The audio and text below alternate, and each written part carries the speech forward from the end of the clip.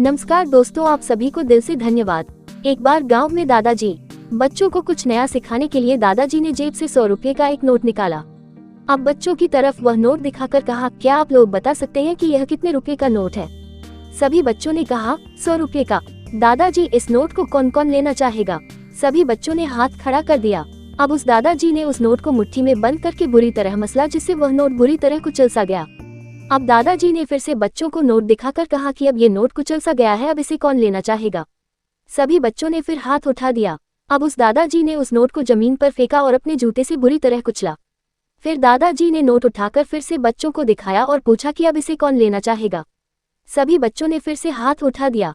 अब दादाजी ने कहा कि बच्चों, आज मैंने तुमको एक बहुत बड़ा पढ़ाया है। ये 100 रुपये का नोट था। जब मैंने इसे हाथ से कुचला तो ये नोट कुचल गया, लेकिन इसकी कीमत 100 रुपये ही रही। इसके बाद जब मैंने इसे जूते से मसला तो ये नोट गंदा हो गया, लेकिन फिर भी इसकी कीमत 100 रुपये ही रही। ठीक वैसे ही इंसान की जो कीमत है और इंसान की जो काबिलियत है वो हमेशा वही रहती है। आपके ऊपर चाहे कितनी भी मुश्किलें आ जाएं, चाहे जितनी मुसीबतों की धूल आपके ऊपर गिरे, लेकिन आपको अपनी कीमत नहीं गंवानी है। आप कल भी बेहतर थे और आज भी बेहतर हैं।